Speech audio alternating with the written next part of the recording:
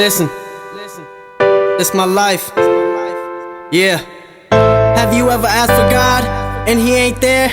Feels like your prayer's just another one to spare.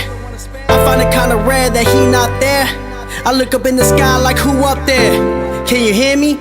Like do I need a mic so you can hear me? Or should I close my eyes so you can feel me? I'm sorry to bug you, but this water just too filthy. One day your whole life could just be so great, but hope the next day could feel so great. Lord, just give me a break. I'm young and all the stress on me just don't feel okay.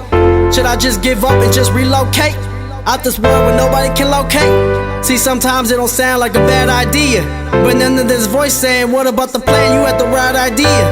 Don't give up, so many people wanna see you. There's more to life, just open up your eyes so you can see it. Write it in a book so people can read it. If you got a dream, then homie, believe it. Don't believe what other people say, you could achieve it. Put your mind to it, watch nobody can beat it. Point blank clear, retweet it. They ask me am I hot or cold, I'm heated. Cool me down never, I'm damn near explode. Undefeated, I'm just a young chasing his dream, trying to make it with his team. Told my mama I'ma make her proud by any means. And once I get it, I'ma buy her everything. The whole fam gon' be shining like wedding rings. And once I'm done, hopefully I go down as king. But for the time being, I'm going in circles, man, my life is round. But I'll tell you what, any obstacle that knock me down, it's just God telling me be strong, get back up, wipe them tears, victory is bound. I'm ready for this war, try to run me out of town. Can't get rid of me, man, my time is now. One day I'ma have that crown, laughing at everybody that laughed when I had that frown. But could you blame me? Pops was locked down, I was out here on my own, looking for any place to call home, any family to call my own. Moms was there but she was busy on her phone. Every night I prayed but I just ain't catch a bone. Feeling like the devil had a hold. I was really thinking of putting one to the dome. Life wasn't life, it was cold, it was froze like a gnome. Life was feeling borrowed like a loan. I really went through a struggle, man, watch your fucking tones. But now I'm feeling like I'm shining like some brand new fucking chrome. Now I'm feeling like a pit bull with a mouth full of foam. I'm hungry for this shit. No more Mr. Nice Guy, not even a little bit. I'm on fire, it's about time I'm lit. Shit feels like a disease, best believe I'm sick. Chip on my shoulders as heavy as a brick.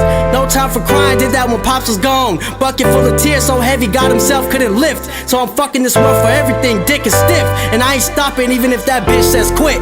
Fuck that. Man, you gotta chase your dream. Like I said, you gotta get it by any means, man. There's nobody else gonna fucking help you out here. You just out here on your own, man. That's just what it is.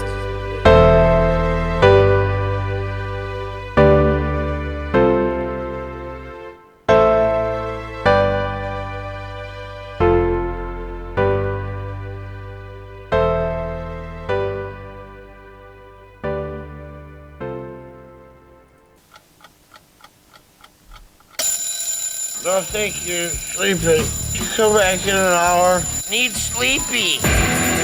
Please go away. Let me sleep for the love of God! It's now time for the Billy C. Morning Show, part of the Billy C. Boxing Network. Interact with the show at BillyCBoxing.com. And we're coming to you live from the Billy C. Studios in Lake George, New York. I'm Bill Calogero, and it's time for the Billy C. Morning Show. Good morning to everybody out there. And before we get started, I just want to give a special shout out to my man Angel Romero. That was his song that you heard. It's called The Lost Angel. Keep your eyes open and keep your eyes peeled to see some new stuff from Angel Romero. We got some songs we're going to play from him. We've done this in the past where we introduced some new artists that it's worked. And I got some other ones that we'll be playing not only from Angel, but from some other artists from time to time. So if you hear that kind of stuff, you got the right channel. We're just helping promote some young rising stars. So hats off to Angel Romero.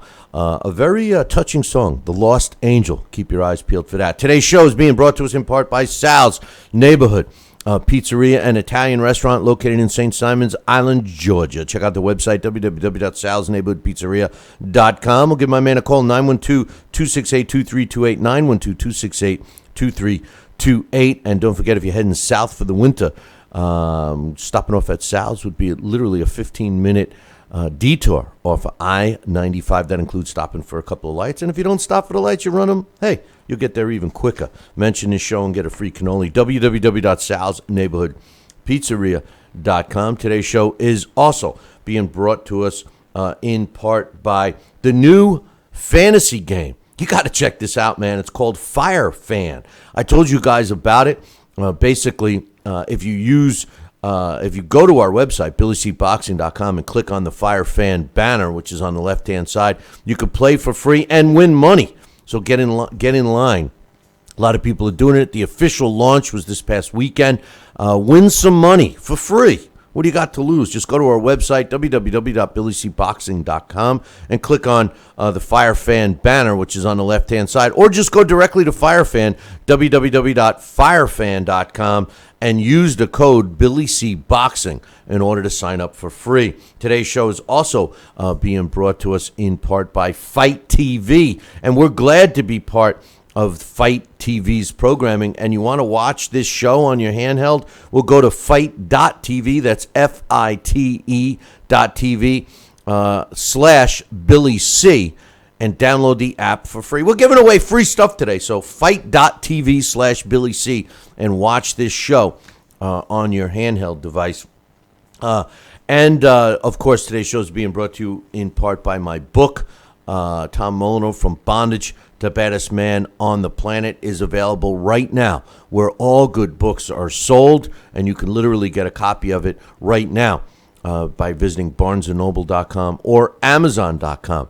And don't forget, if you want a signed copy, just visit the website, www.BillyCBoxing.com, and click on the book club section and follow the directions.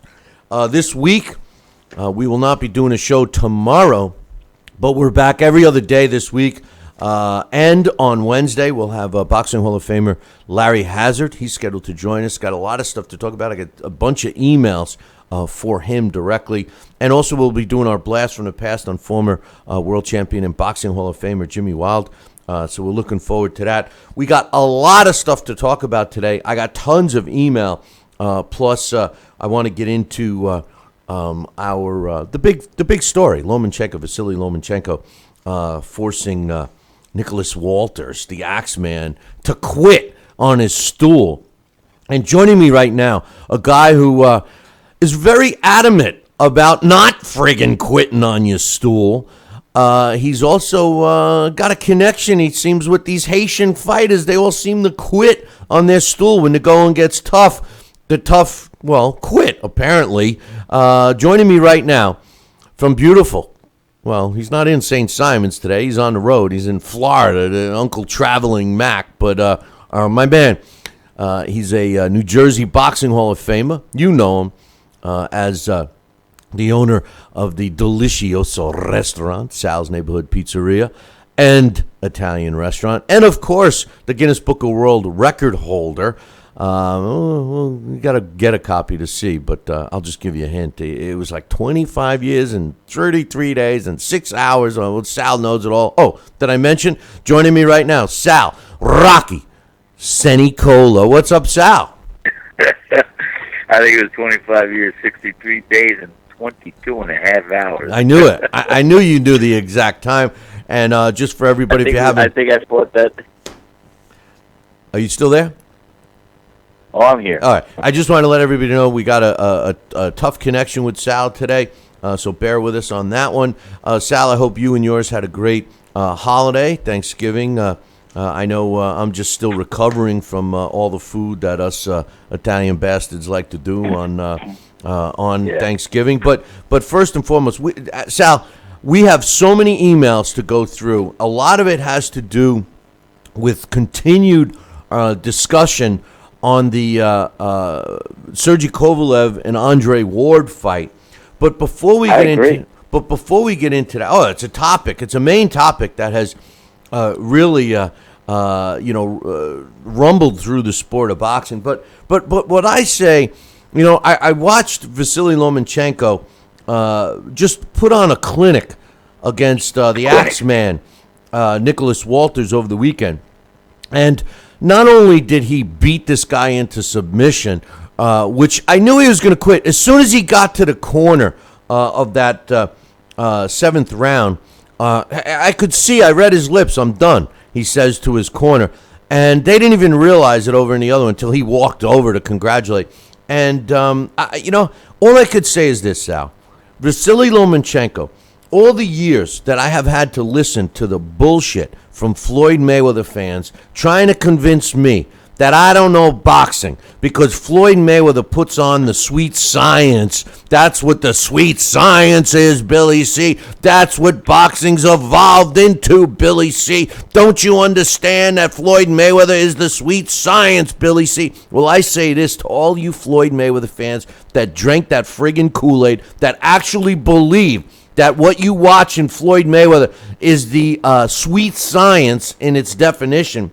I say, nay. Go back and watch Vasyl Lomachenko because that is the sweet science. A guy that can dictate the action, a guy that can avoid being punched, but a guy that's still in position to inflict damage. If you watch Vasyl Lomachenko fight Nicholas Walters, if you missed the Walters-Lomachenko fight this past weekend, watch it. Because in my opinion, Lomachenko displays ultimately the sweet science by its purest definition. Sal, Rocky Senecola, what's your thoughts on that? And Walters quitting in between rounds.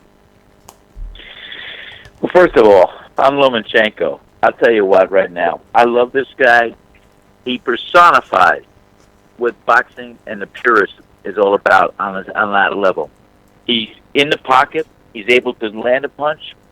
And you know what term that we seem to forget and use mildly is the term effective aggressiveness. And he was effective in all his going forward with the fight, being in the pocket and slipping the punches, avoiding the punches. His footwork was Fred Astaire would have loved that footwork. And let me tell you something. I love this guy. This guy landed. He slipped punches. He moved side to side. He was in and out, and he baffled Walters. Walters, in the Roberto Duran fashion of the second Leonard fight, did a no mas. I mean, literally, that's what his corner said, no mas. And it was not that welcoming for me to observe, because as you were saying earlier, this is my second observation where I see a Haitian fighter sit on a stool. I don't want to upset many other Haitian fighters or people from Haiti, but boy, I'll tell you what, this says volumes. I mean, this guy quit on his freaking stool. And I just, for the life of me, you're a fighter, you know, and Steering Claire is a boxer and a fighter by his name. He carries a reminder for every glove that's cut him until he cried out his shame. But, I mean, this was unbelievable. You know, the thing that bothered me the most about Nicholas Walters quitting was that, you know, this guy's a power puncher. You know, you're always, you know, if you're a power puncher and you're a knockout guy, you're always alive until the final bell. You're always in the fight, Billy. You're always in the fight. And for him to quit, to me, said, you know what? This guy is just putting on a clinic, and I don't want to take it anymore. This is a guy, in Nicholas Walters, who was really vying for a top spot in the pound-for-pound rankings. And to me, I've lost all respect for him. Lomachenko put on a clinic with the sweet science. And this is what I try to explain to people, Sal, all the time. You know, what Floyd Mayweather does and what similar fighters do to try to emulate Floyd is they'll throw a punch or two, because you don't see many more than a 1-2 punch combo. And then he's out of the way. He's at the other side of the ring. And although he does force his opponent to chase him, and he picks his 1-2s all night long, it's a friggin' boring fight. That's not the sweet science. 1-2 run or 1-2 run clinch, 1-2 clinch and hold and push off. That's not the sweet science. What we saw in Vasyl Lomachenko this past weekend is the sweet science. A guy that you can't hit, who's right in front of you, but he's right there to counter your misses, so to speak. That's the sweet science. It was enjoyable to watch while it lasted. And one other observation I had was he was in phenomenal shape. He listens to his corner, who happens to be his father. He wasn't breathing hard. He seemed to be a machine, Sal. He was a machine that just got into second gear and then third gear. He didn't even get into fourth gear before he caused Walters to quit. I don't know about you, but I got Lomachenko moving up in my pound-for-pound rankings. I would say, in my opinion, Chocolito's number one. Lomachenko's got to be considered number two. I can't put Andre Ward in front of Lomachenko in terms of pound for pound ranking based on just excitement factor. What do you think? No, boy, Billy, yeah, I'm on the same page, pal. You got it. Chocolito is just a phenomenal fighter, and this guy, Lomachenko, let me tell you something. He's only had 7 pro fights, right? 7, 8 pro fights. Here's a guy that, of course, he's had over 300 amateur fights and probably winning all but one. But this guy's phenomenal, and he is such a bright spot in the light that I definitely put him up there, very close to pound for pound fighter right now in this era of boxing. And he puts on a clinic, let's say. I mean, the guy fought a great fight. He made Walters quit, who was known to be a puncher, and you said it once. His conditioning was phenomenal. This guy came out fresh, put in second gear and third gear. He never had to go in fourth gear. But this guy came out fresh. He was well conditioned. He was confident, and from the get-go. And, 1 or 2 of those rounds were close, but they definitely went to Lomachenko early on. But, after that, it was just like you were saying, boom, he just put on a clinic, and Walter slipped further and further down. And it was hard for him to surmount Arsenal to come back, and that's why he quit. The only thing that was close in that fight was the distance between the two corners, because Lomachenko was a machine. And for anybody that actually thinks, the style of Floyd Mayweather, or fighters that try to emulate Floyd Mayweather, and you want to call that the sweet science, you got to watch Lomachenko, because Lomachenko truly is the definition of the sweet science. Hit and not get hit, but, and this is where everybody leaves that last statement off, but you got to be in position to hit again. That's the sweet science. Lomachenko displayed it with his victory over Nicholas Walters this past weekend. Another fight on that card I want to just mention in the light heavyweight division, Trevor McCumbee improved to 24-0 with 19 knockouts when he bombed the bomb, Donovan George, in the very first round. 1 minute and 48 seconds was all it took McCumbee, a fighter to keep an eye on. One other fight I wanted to mention, or at least another card, before we get into some emails, because we got a ton of them. Terry Flanagan, who's the WBO lightweight world champion, improved to 32-0 with 13 knockouts when he scored an 8-round stoppage over Orlando Cruz. Now, you guys all know Orlando Cruz for being the first openly gay boxer. This was a mismatch from the time they announced this fight. Orlando Cruz may have a strong following, in the gay community, in the LGBTXYZ community, whatever they call it, and that's great. And I'm glad that he has helped, gain awareness for everyone that follows him. But the truth of the matter is he's not that good of a fighter. I was a little disappointed when Flanagan was matched up with Cruz, and basically Flanagan showed everyone why I didn't like this fight. This was apples and oranges. Orlando Cruz has a great reason to continue fighting, but as far as a fighter, he's not that good. And the outcome was definitely showed that. Flanagan 32-0, 13 knockouts. Cruz drops to 25-5 with a draw and 13 knockouts. Also on that card, I just want to mention 2 other fights in the middleweight division. Tommy Langford improved to 18-0 with 6 knockouts when he took a 12-round split decision over Sam Sheedy, who loses for the first time in his career. He's now 17-1. Tommy picked up the vacant British middleweight title. This is what I love about the Brits. They're not afraid to fight each other. 2 guys with 17-0 records going at it. And at the end of the night, one guy comes out with the loss, 116, 114, 117, 113 for Langford, and one judge saw it 115, 113 for Sheedy. And one other fight I want to mention, Liam Williams, a guy that we keep an eye on in the super welterweight division. He improved to 16-0 with a draw, and he got a late substitute, Gaber Gorbix, who he stopped in the 8th round to claim the WBO Euro title. Gabriel Gorbix, if that name sounds familiar and you're part of the Billy C Challenge, it should. He was on it last week, Sal. This guy fought last week. Talk about a late minute sub, and he lost last week too. So I mean, they let him fight after 1 week, and obviously, real quickly before I get into the emails, I mean, even if you're not cut, Sal, right after a fight, it's not like you go back to the gym. You kind of take a couple of days off minimally. So, I mean, this guy kind of went into this fight. He had to be on the coattails of the fight from prior week, right?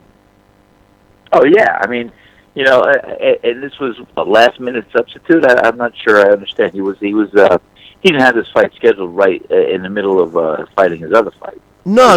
He fought. Right? He fought, and the original opponent obviously dropped out. So they got him. I guess his medicals were all up to date, et cetera, et cetera. But still, I mean, it just seems pretty, right? I mean, I don't know. Yeah, I mean, you know what?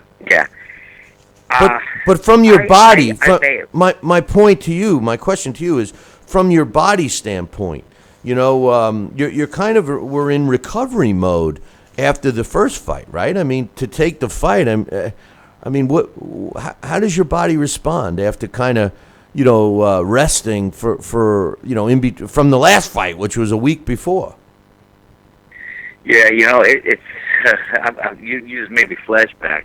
When I fought that guy Robert Choo Choo Dixon in Tennessee, it was a tough fight.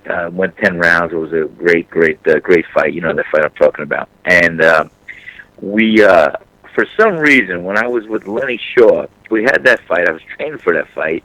That was Labor Day weekend of 1986.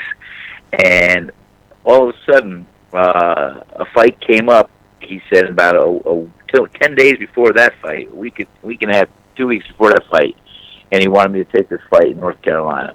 And I did. And it was a 4-round quick war, no cuts, and I knocked the guy out. But I'll tell you, but that's what this reminded me of. Did he have the original fight scheduled and he filled in with this fight? Or, normally, as you said, Bill, a fighter will fight.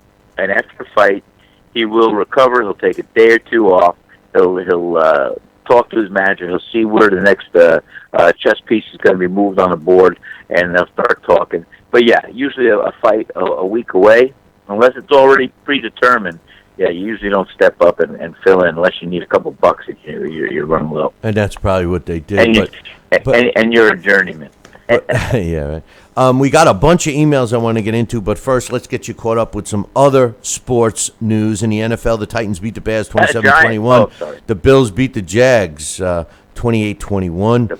The Ravens topped the Bengals 19-14. Falcons over the Cardinals 38-19. The Giants slapped around the non-win, or I should say winless Browns 27-13. So stop pounding your chest. 8-3, my Giants. Stop pounding your chest. They keep feeding them high school teams, Saints topped the Rams 49-21.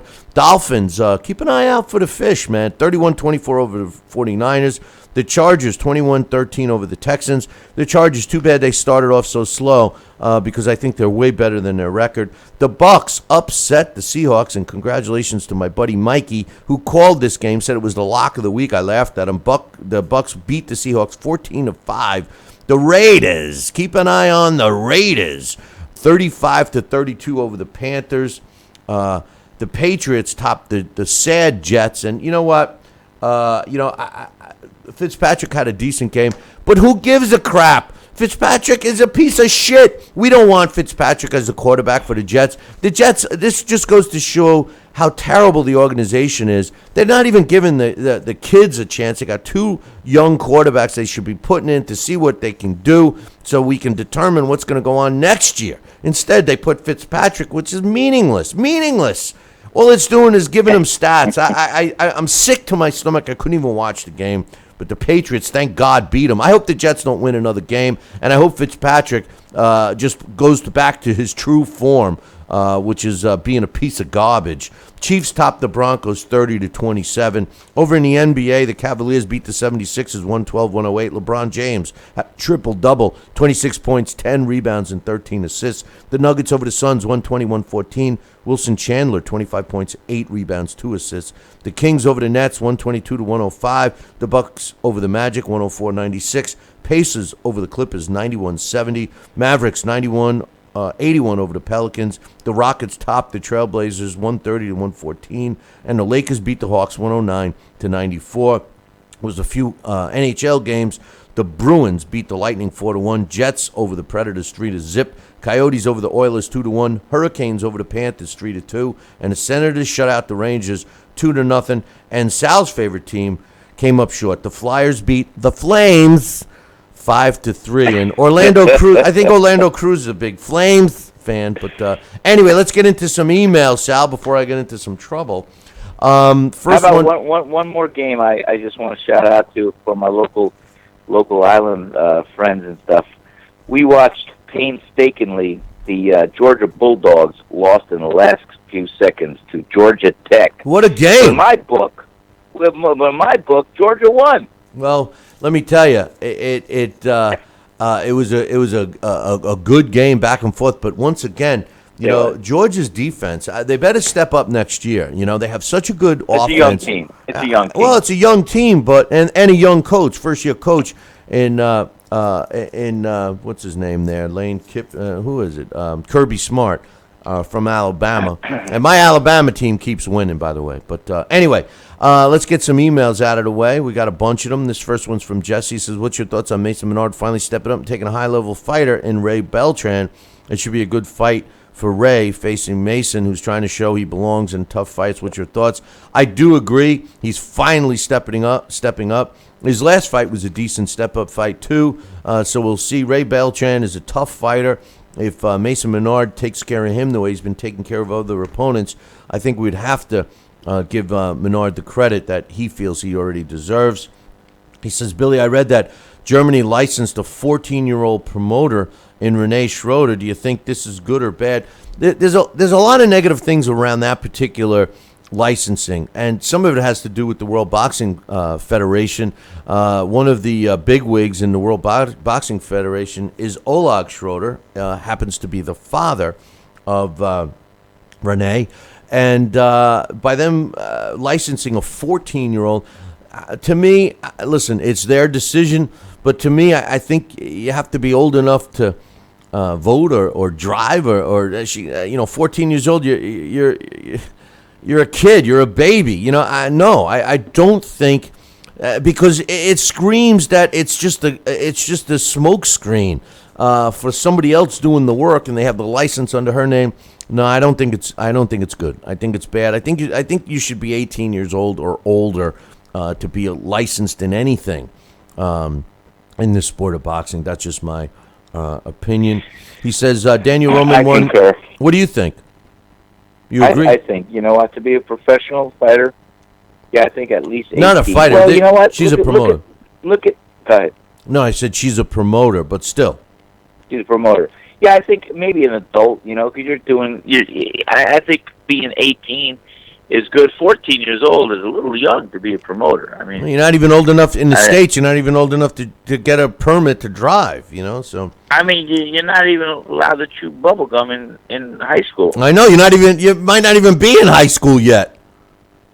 Yeah. When do you go to high school? You're like you're 16, you're 15 when you're in high school. So, come on. Well, hey, I'm going to go home and study. Oh, by the way, I'm promoting a fight show. Yeah. I didn't do my homework last night. I know. Couldn't do my homework. I was too busy selling tickets. I had to go over the logistics and sell a purse bid and do everything else here.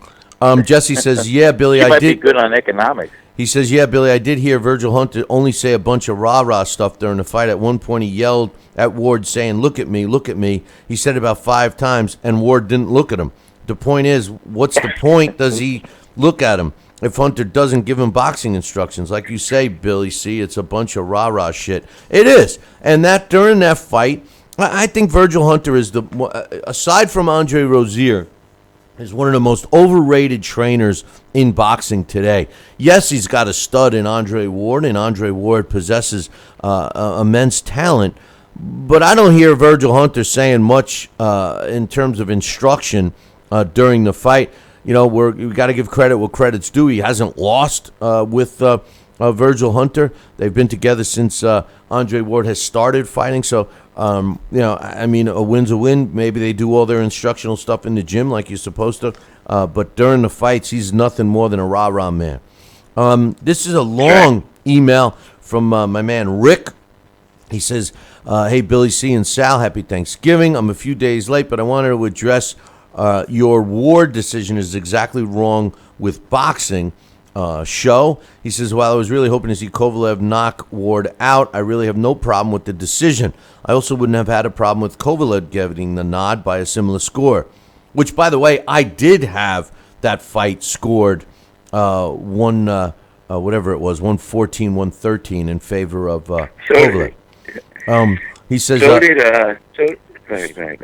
this is a long one. Had Ward won by a wide margin, I would have considered that a robbery, but Ward won by the slimmest of margins and did so unanimously. Which I agree. If he won by a large margin, it would have been a robbery. On our post-fight show, I said I didn't think it was a robbery in a sense of the scorecards, but I just don't see how you can give a fight to Ward when the champion was so dominant. I just don't. And the odd point about it was the fact that all three judges had the same score, which is very rare in Las Vegas. Anyway, he says, I do realize that you have watched this fight and scored it multiple times now. He says, I haven't, but the judges do not have the benefit. So to me, I don't hold their decision against them. Bottom line, this was a fight that was very subjective round by round with only a couple of rounds that were dominated by either fighter. I do not have a problem with fighters stealing rounds in the closing seconds when their opponent has failed to dominate, as you compared this fight with the Leonard Hagler fight.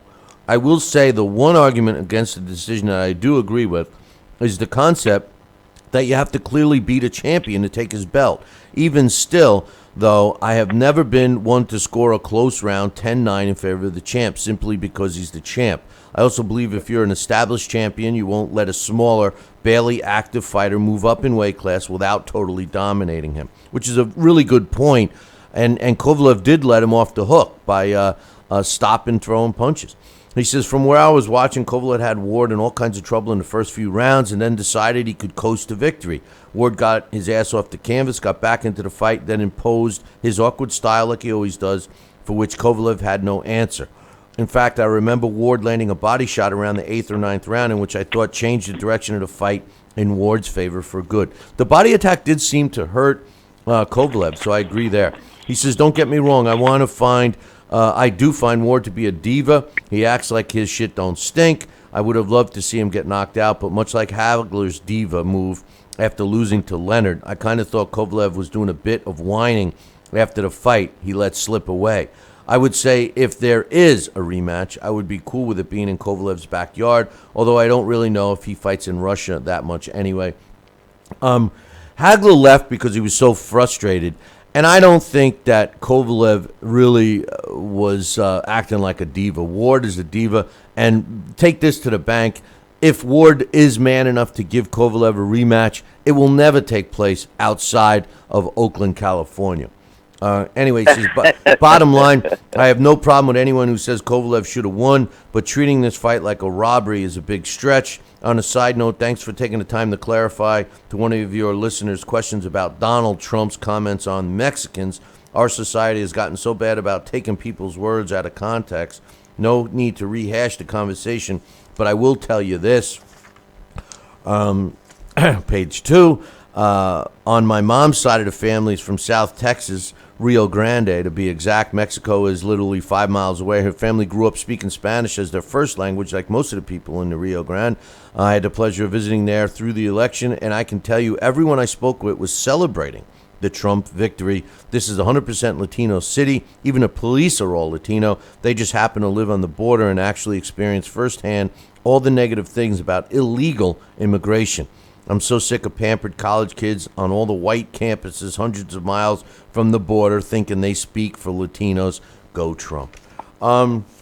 Good, Good. you know. Yeah, you can't really argue that too much. Thanks, Rick. Mm. It was glad to hear from him. Haven't heard from him in a while. This one's from Alex. This is from the original other Alex. The original other Alex. This topic is on Alex Stewart. He says, "Hi, Billy C. I missed that Alex Stewart died until I caught it on your podcast. Alex was a good fighter involved in several big events at a time when the heavyweight division was still relevant, and I think he deserves a few words. In his first fight with Holyfield, it was an absolute classic. It was a war, and Alex hurt Holyfield badly in that fight, but ended up getting stopped. This fight, along with the Michael Dokes fight, another war, by the way, was a really springboard for Holyfield becoming the number one contender for the heavyweight title. The next time I saw Stewart was his fight with Tyson. This was Tyson's second fight after being stopped by Douglas, and I felt Alex may have been beaten before he got in the ring that night because he looked scared to me. As soon as the bell rang, he crumbled under Tyson's pressure and was stopped in the first round without really landing any shots of his own. The next time I saw Stewart was the Michael Moorer fight. It was so funny because the same guy who looked scared against Tyson didn't seem the slightest bit intimidated by Moorer, who at the time was coming up from 175 and had won 24 fights in a row by knockout. These two went to war, and Stewart hurt Moorer very badly. But like on the Holyfield fight, Alex couldn't capitalize on the moment and ended up getting stopped himself. This is another must-see fight on YouTube. There are literally no more heavyweight fights like this anymore when you see two big, strong punchers trading bombs and having to get off the floor to keep going. If there's been one recently, let me know, because I don't recall seeing it in years, maybe even decades. Anyway, next up is the fight with Foreman. Stewart seemed intimidated again and went down twice in the early rounds, but something clicked in him. After he got off the deck for the second time, he really put a beating on Foreman. Foreman's face was nearly deformed come the end of the 10th round, and Foreman ended up winning a very close majority decision. This was really the end of the highlight reel performances for Stewart. He did have a rematch with Holyfield, but Evander wouldn't brawl with him the second time, and as a result, it was a dull fight. Holyfield had gone toe-to-toe with Riddick Bowe and lost his title with the addition of Manny Stewart in Holyfield's corner. The game plan was to win the title back by boxing, not brawling. Turns out Alex Stewart was the guy Holyfield was going to try out his boxing skills on, and while he got the work he needed, he eventually went to win back the title. The fans were treated to nothing more than a sparring session. Alex Stewart really became a trial horse from this point on. He scored several wins, but was never an HBO fighter again. I didn't know it at the time, but those years in the late 80s and early 90s are, in my opinion, the last time the heavyweights were exciting. Alex Stewart was never a champion, but he had several memorable fights against a few of the all-time greats, and he deserves mention as a fighter who happened to come along in a great era. Good points by Alex T, the original other Alex. And I can't. Every time Michael Moore's name gets mentioned, I think the brawl he had, or the almost brawl he had at your place, Sal. I was going to say, the one he had at my restaurant. I know. Yeah. I know. Against a non-entity. Yeah, against he was a bully, and I mean, come on. I mean, the guy. Against the girls' gym coach. It was, yeah, but you know what? It was over the guy's wife. I mean, come on. Anyway, I know that. Anyway, which is a good way to fight. A good reason to fight. Yeah, but you know, anyway, we'll leave that one alone. We'll leave that. Yeah. We got another email. This one's from my man Blakely. He says, "Hey, Billy C, I don't agree with you and Sal about the scoring of Kovalev-Ward. I thought Ward won 7 rounds to 5, which would give him the 114-113 score. I thought he delivered an excellent body attack and control most of the rounds after the third, although Sergey did have a couple of good rounds later in the fight. I have no problem with your score of 6-6 or 7-5 for Kovalev, but it wasn't a horrific decision or a robbery. Was it the fact that all 3 judges had the same score that bothered you?" The bottom line is, I said it that night, Sal. I said it that night that I didn't think it was a robbery, but in my humble opinion, I just think that the champion deserves, and maybe I'm wrong. If the challenger comes in and beats the living shit out of the guy, that's a different story.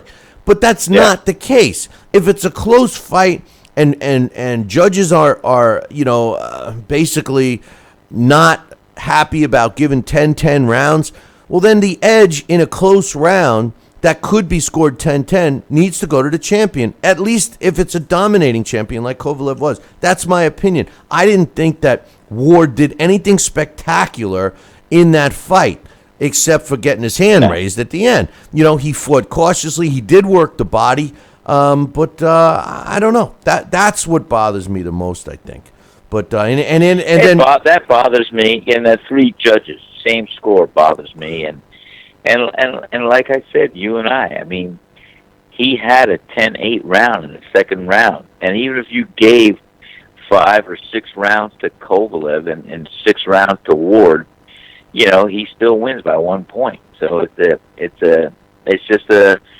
I was just very disappointed with the decision, and I saw a different fight. I saw him winning by at least 2 rounds.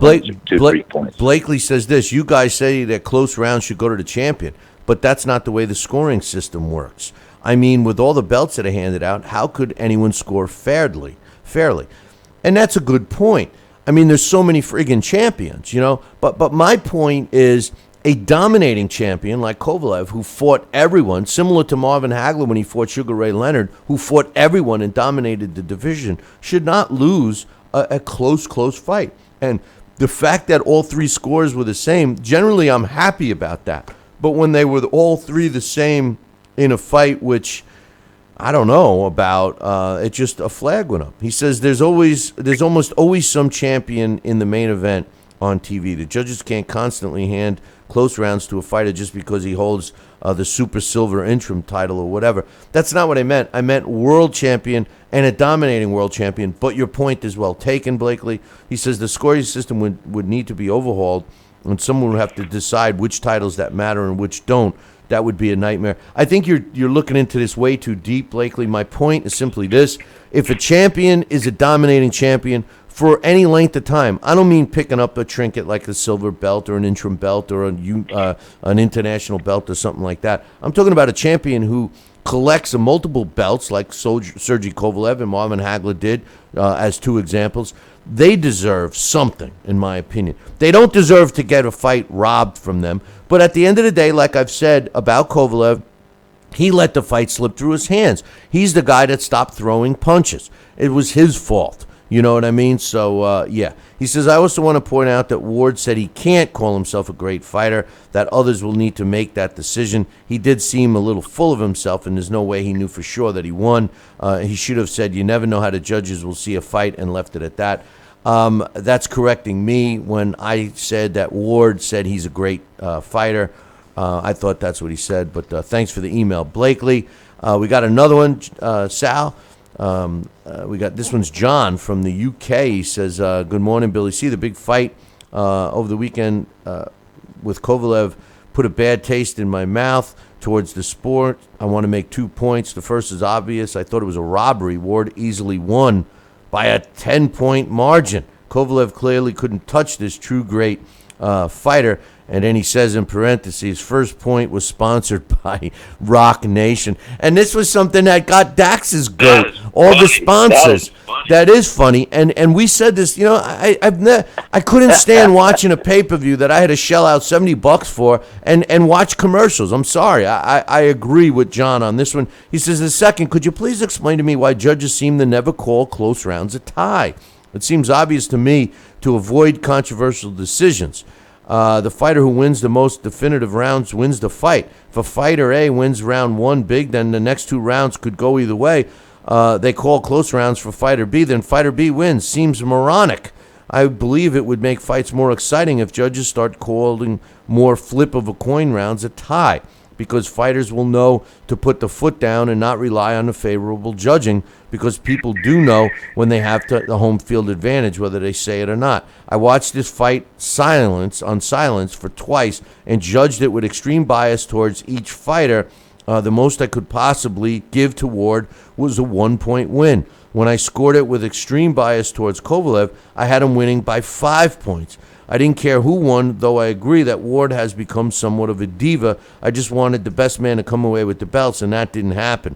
Apart from the scorecards, it really was not a bad fight. Just glad we didn't have to pay for it over here. Thanks, Billy, for the show. Also, the Hooker-Perez fight was hell. What the hell was that? He says, one full-blown BS, if you ask me. And you know what? I agree. with what he did. He said basically what he was saying was all the close rounds he scored in favor of, one time in favor of Kovalev and the other time in favor of Ward. And when he did it by Kovalev, he had him winning by 5 points. And when he did it by Ward, he had him winning by the 1 point. So I think that pretty much defines what the judges did, Sal.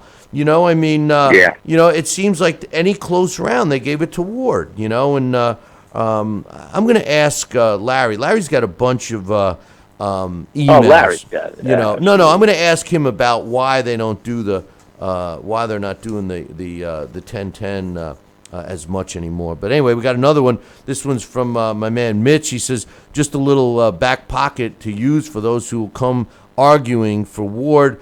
Glenn Trowbridge, the only judge to give Ward a round in the first 4, scored Brandon Rios versus Richard Abril, 115-113 for Rios. Trust me, maybe Rios won 4 rounds. I couldn't find the 4th round to prove it. More likely he lost 9-3. Secondly, Rock Nation, just like Ward, their guy was Maurice Hooker. He got a gift draw with Darlis Perez, who beat his ass. Thirdly, the judge, Burt Clemens, had Mayweather-Madonna, 117-111 for Floyd. That was way too wide of a score. And fourth, Clemens also gave Cotto only 2 rounds against Canelo. Once again, Clemens also gave Cotto only 2 rounds against Canelo. Once again, too wide. He says Judge McKay gave Madonna 2 rounds against Mayweather. He won by more than 2. Ward won rounds 3 and 10 on the judges' cards. No way. He didn't win the 3rd, and I still can't find anyone who gave him the 10th. Kovalev needs to call an emergency meeting with Triple G. He needs to have a session where he learns to cut the ring off just a little better. He also needs to take Triple G's approach from now on. That's knocking everyone out. No more decisions, which I agree. Kovalev should talk to Triple G about that, Sal. Yep. Take no prisoners, man. That's it. Yeah, don't put it in the judge's hands. I mean, that's the worst. Got another email. This is from Tomas. He says, I watched Kovalev and Ward, and I was only entertained for 4 rounds. Then Ward managed to do what he does best, making the other guy look ordinary. Was it Kovalev's fault? Absolutely. He left Ward off the hook, and he never had a game plan for the second half of the fight. I don't think it was a great fight. People think it was a great fight because of the anticipation that something might happen. It didn't. Neutralizing another fighter doesn't cut it for me. I will never watch another Ward fight again. I can totally understand the frustration of Dax. Looking forward to the Walters fight. We may actually see a fight, not a neutralization performance. Well, we saw, obviously, he wrote this email on Friday, and he didn't watch that fight yet, and we did see a one-sided fight there. This is from my man Manny. I'm sorry. This is from Manny. Yeah. He says there was a chaos of disaster that Ward was awarded this fight. It smells like total BS. And we have a little elite class of boxing heads take control of a dying sport. MMA has a surge of young men getting into the game and not boxing. MMA's true characters win the fight and make a name. I think boxing's full of crony capitalists, and it's damaging the sport. I'm even reading that there are hip-hop rappers like Snoop trying to get in like Jay-Z and create their own organized body and possibly new belts. UFC is now soon to be king for the combat sports. One umbrella has one respective champ. There's no real champion in boxing, and I see that even for most boxing fans, they're just done with the sport, frankly, and they're tired of Floyd and Pacquiao and their possible rematch, etc., etc. We got to boycott boxing. They're taking advantage of the working class. Another good point there, Sal. Yeah. I got a lot more emails here. We'll try and get this one's. Let's see. This one. He says, "Hey, Billy C and Sal. This is Aaron from Mississippi. I just wanted to email you guys one final time because I'm officially done with boxing. It's been a big part of my life since the early '80s." Watching every fight on TV with my dad and continuing throughout the years until this past weekend. But this was the final straw. I'm out. Boxing has always had its ups and downs, always been corrupt on some level, but not the way it is today.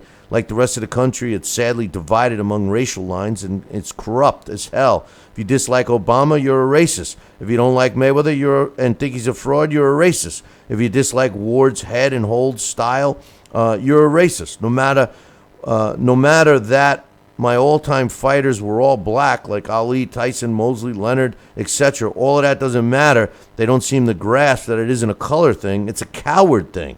It's a style thing. It's a heart thing.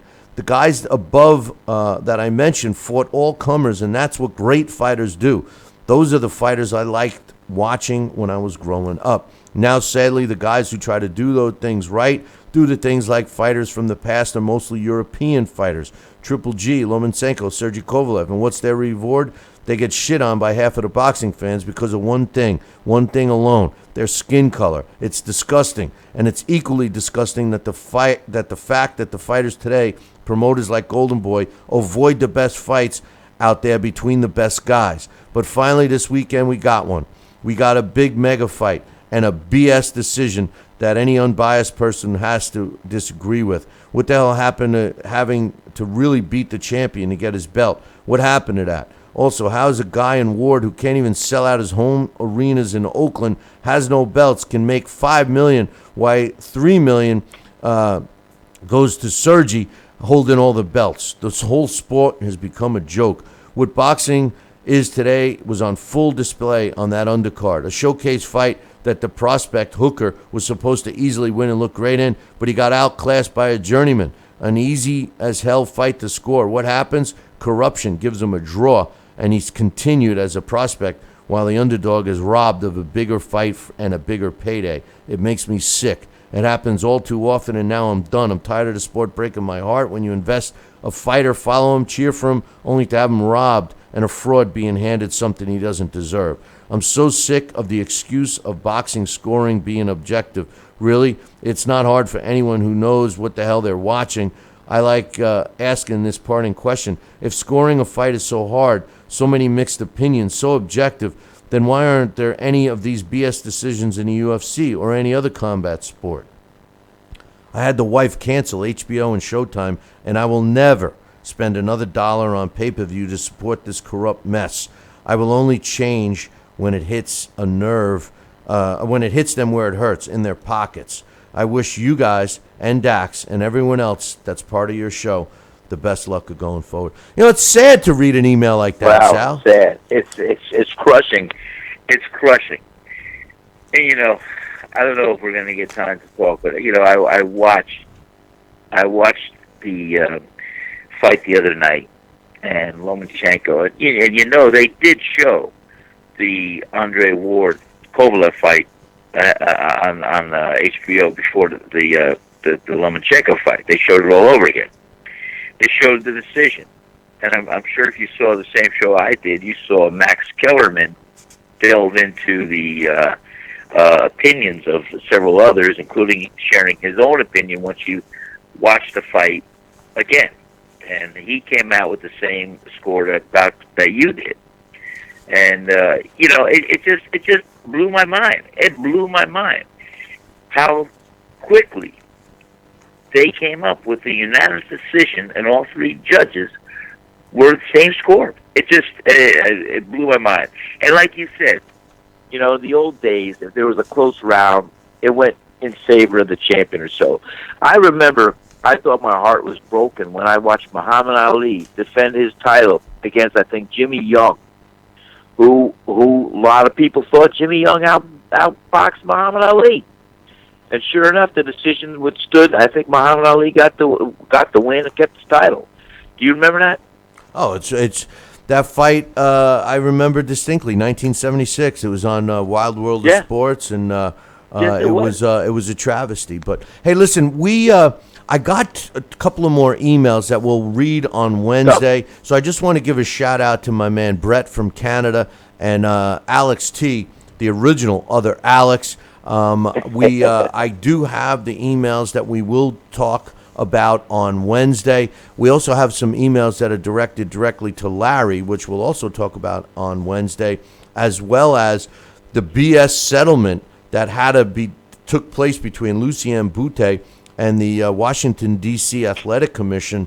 and some other news that is in the sport of boxing that we'll pick up on Wednesday. As I told you guys, we're not doing a live show tomorrow, but we will be back the rest of the week.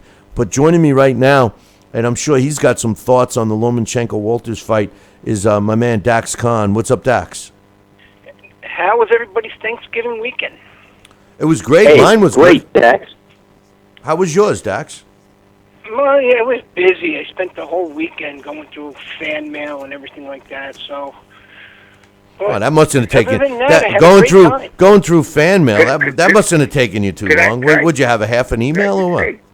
yeah, it's tough going through all the fan mail, and then it's like, Dax, you're so good looking. Why are you not on TV? Why do we got to look at Billy C? I'm like, ladies, come on. We'll see if we can get my face just posted up in the corner or something like that there.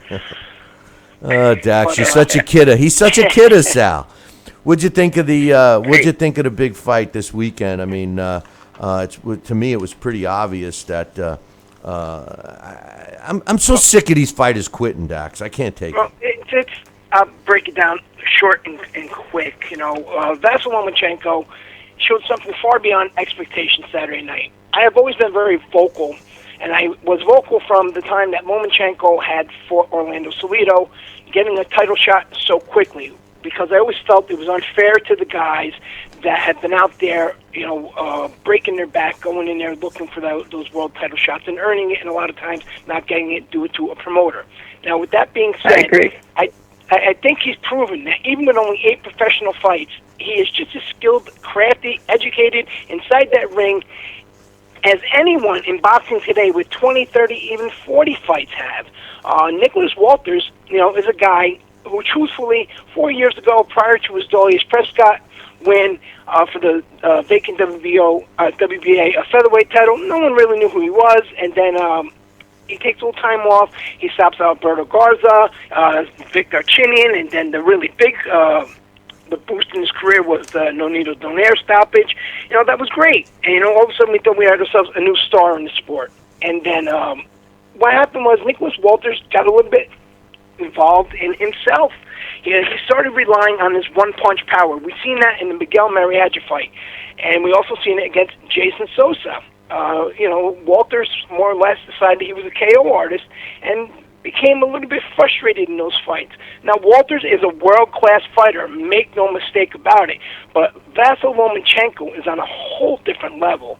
This guy can do anything in that ring that anybody can imagine any fighter being able to. The way he moves, the way he closes that distance, the footwork, and he does some subtle things. What really makes Vasyl Lomachenko exciting and appealing to the fans, even the ones who don't understand the art behind his skill, is the fact they can plainly see not only that he outclasses a fighter, his opponents, but his movement, his confidence is what happens in between rounds. When they replay little moments between those rounds, the way he knocks a guy's hand down when he has the guard up, and then before they can put that hand back up, only a couple inches, he's already landed 2 hooks.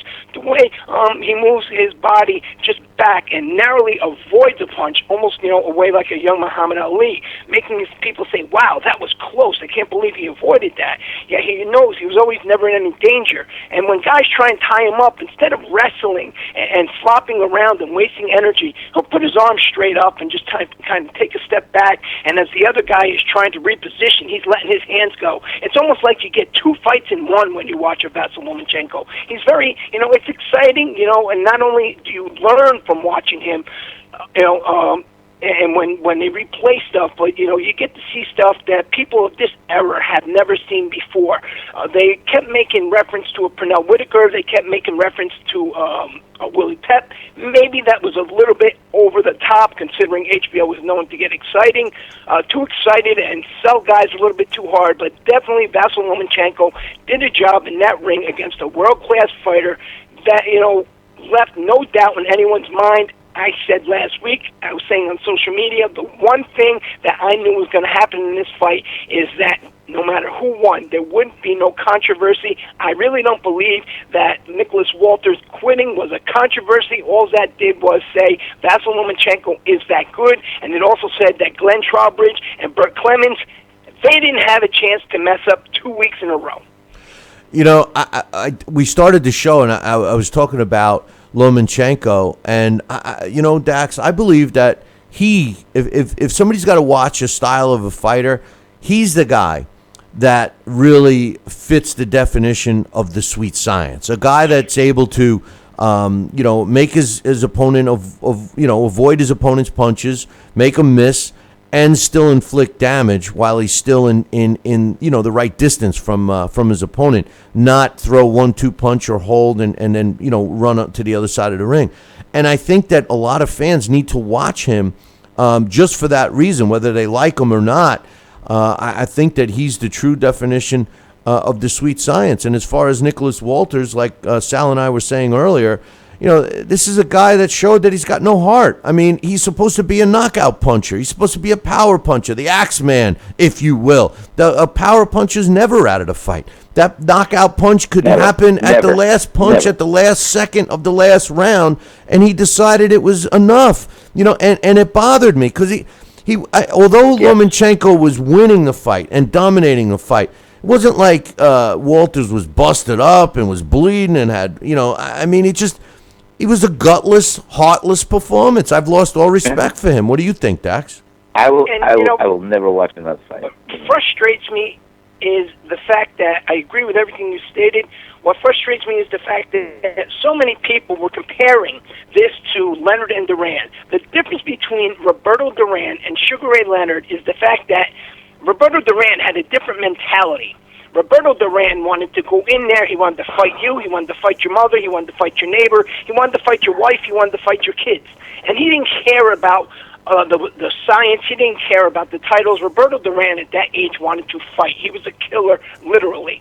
You know, he had already beaten Sugar Ray Leonard. He was frustrated. Nicholas Walters didn't say no mas out of frustration. He said no mas out of embarrassment, and because he was getting an education he didn't expect, and he just, as you stated, he didn't have the heart to continue on. Those are the differences between the two guys quitting. You know, with that being said, definitely should you stay in there and should you continue all the time until you can't continue anymore. Nonito Donaire, he took probably one of the most embarrassing one-sided losses we can think of in the last 20 years, maybe more, against Guillermo Rigon down at Radio City. Donaire never quit, and that's a guy that Walters beat. Donaire stood there, he tried his best, he looked silly, but you know what? He stood in there, he did his job, and he earned his pay.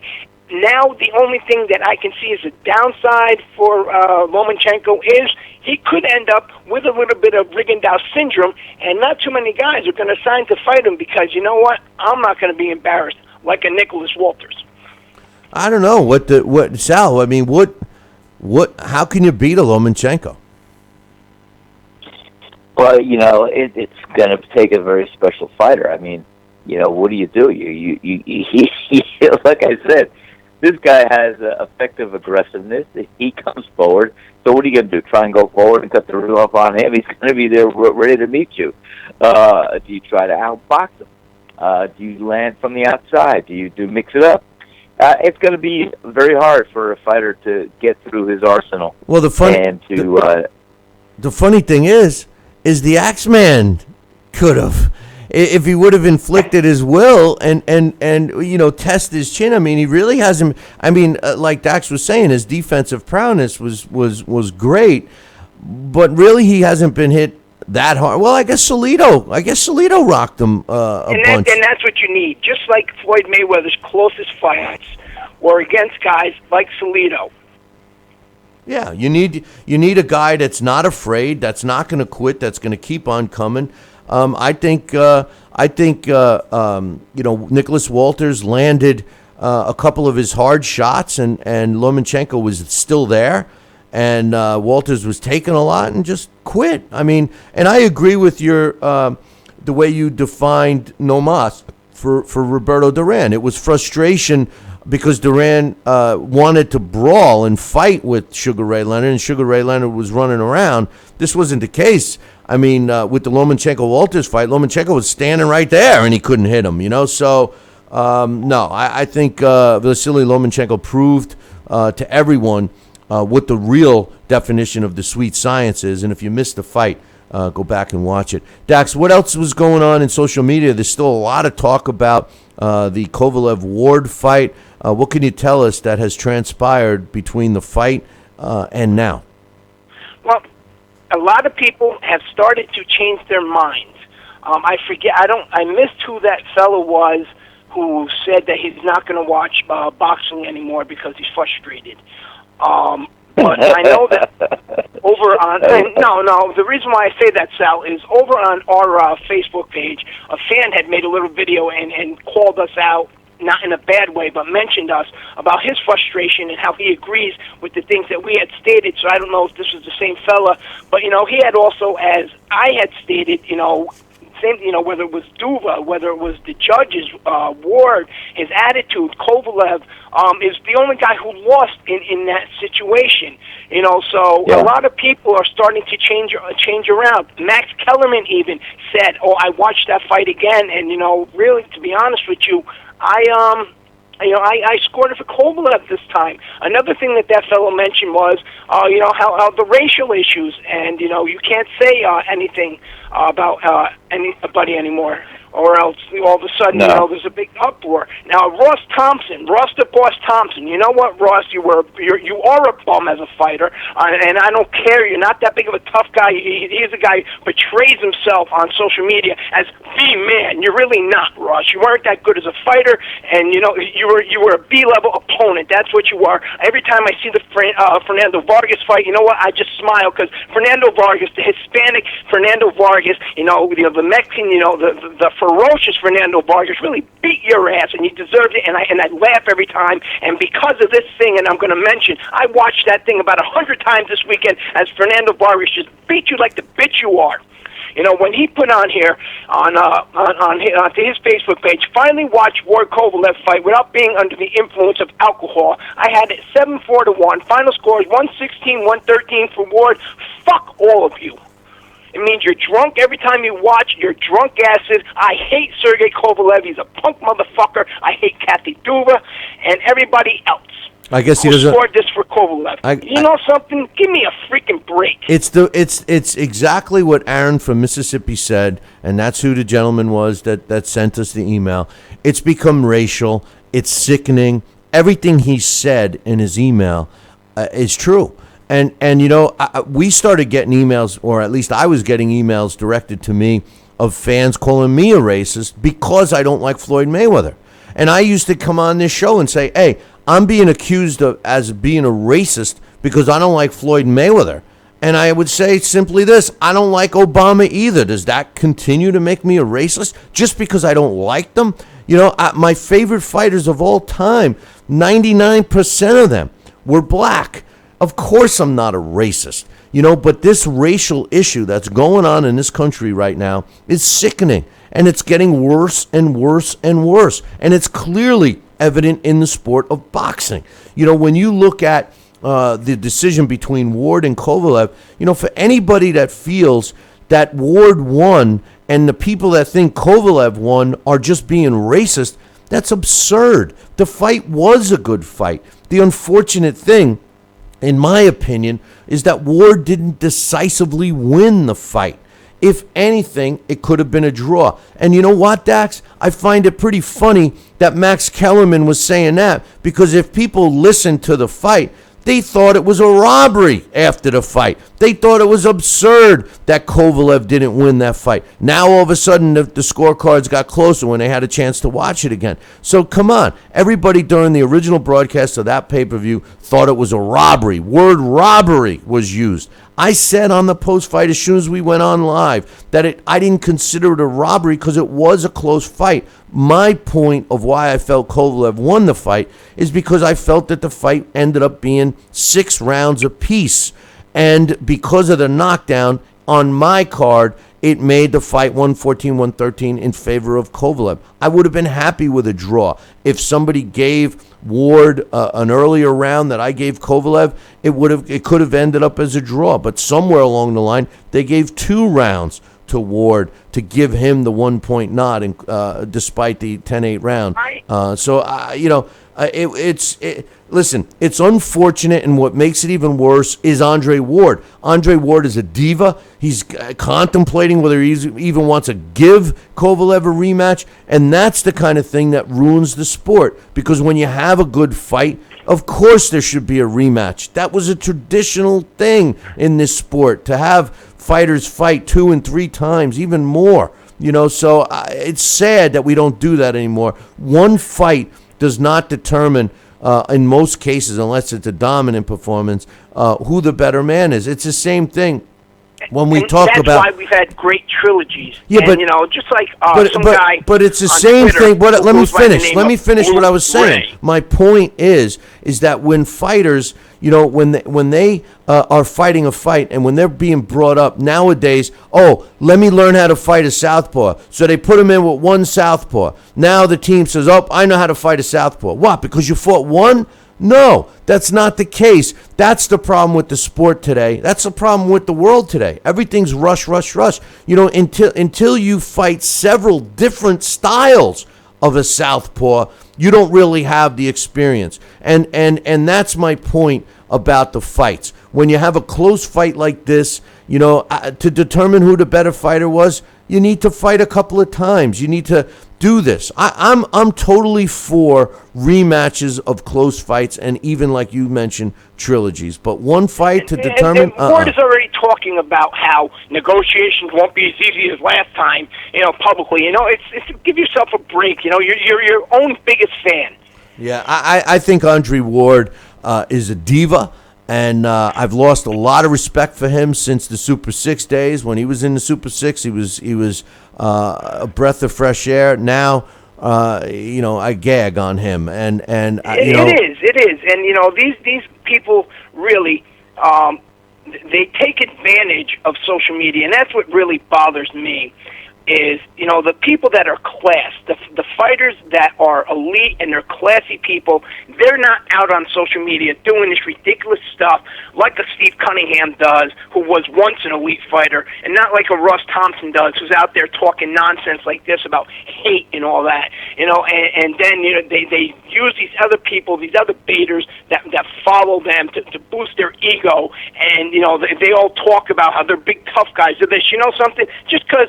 Every fighter, I respect every fighter in the ring. Bill, you've known me for years. I've worked for fighters. I've boxed. I was never able to turn pro because of an injury.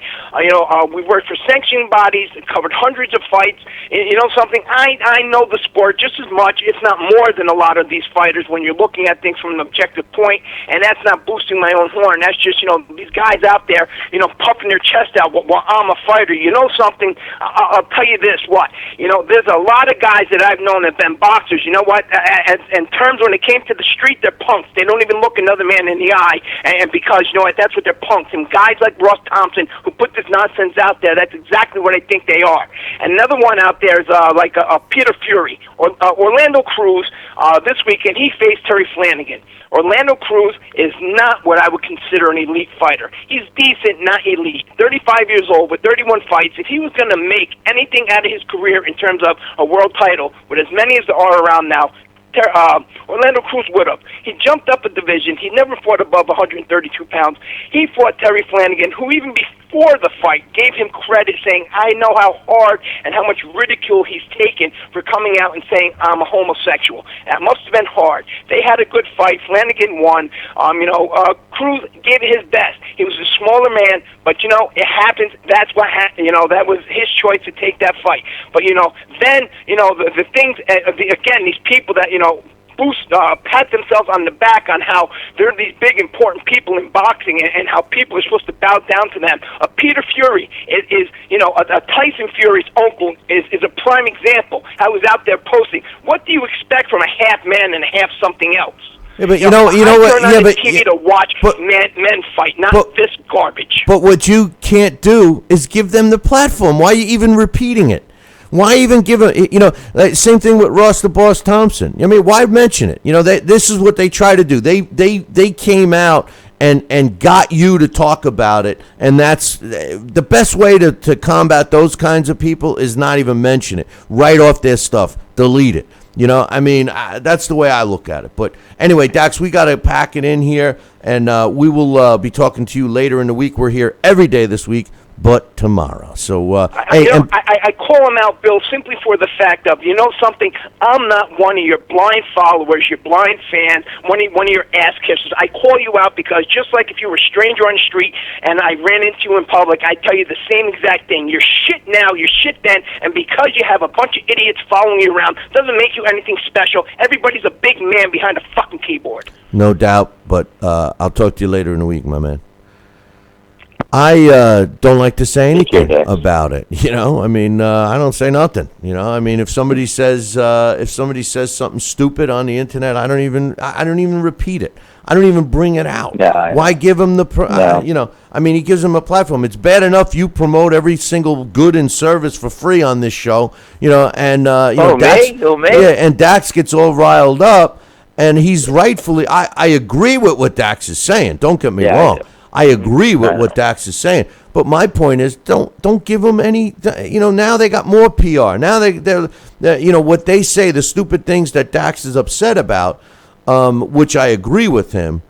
Now the stupid people that said the stupid things are getting more play. You know, so anyway, all I'm going to close with is simply this, Sal. I wanted to get your thoughts. You know, it's sad when I get an email like the one I got from Aaron from Mississippi, who's done with the sport. And I got another one that's similar to it that I'm going to read on the next show from the other Alex. And you know, they make great points about the problem with the sport today and why so many people are losing interest and why it's not, you know, a sport that you can even discuss with other people unless they're a diehard fan. It's because of shenanigans and the BS and the now they're sprinkling in racism and everything else. I mean, that's the reason, and it's very disheartening for me to read how disgusted the majority of the fans are. But I will say this: I can see it. I'm the same way. I'm starting to lose interest in this sport like I've never done in my life before, and the reason is because of results and decisions like Andre Ward Kovalev. I feel that although the fight was close, and I don't want to use the word robbery, I felt the wrong guy got the decision.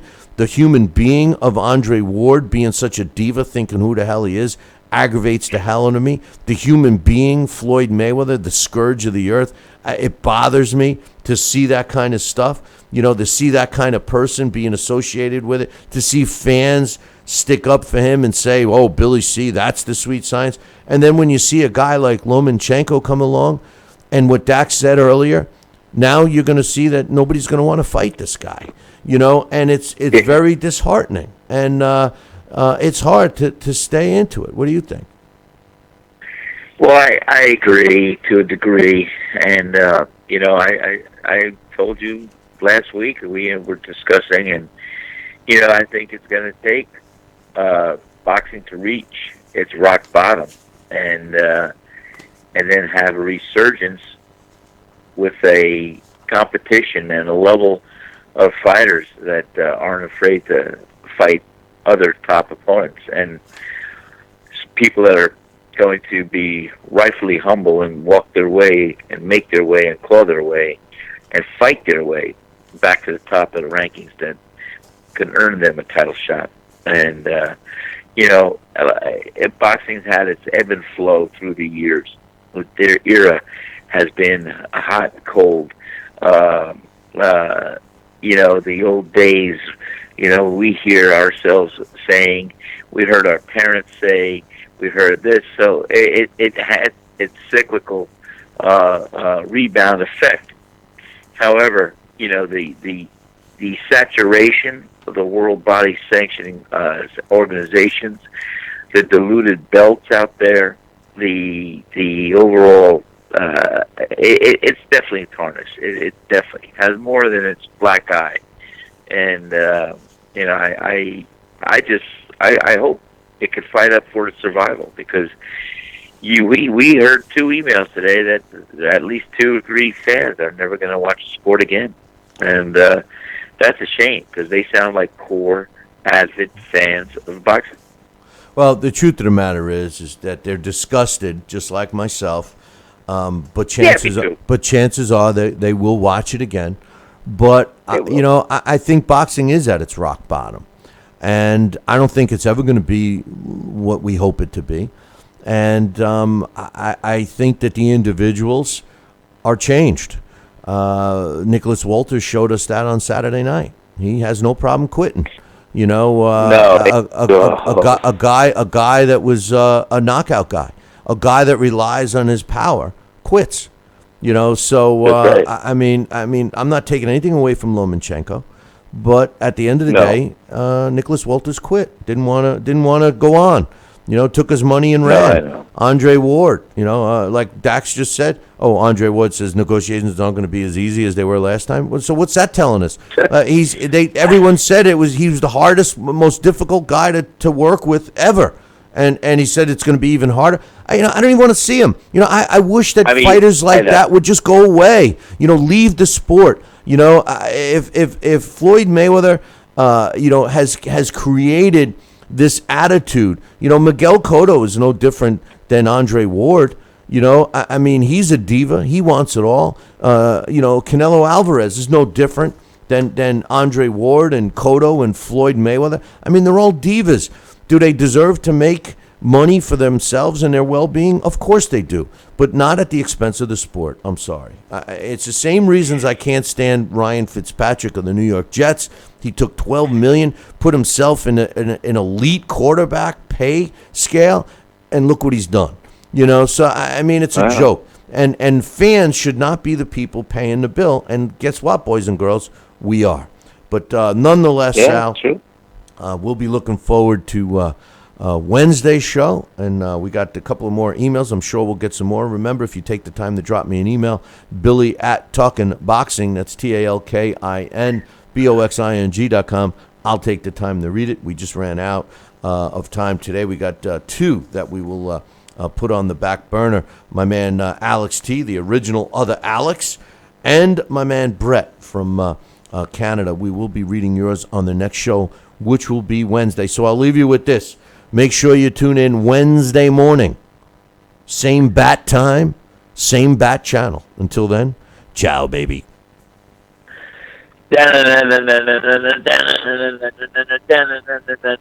Batman.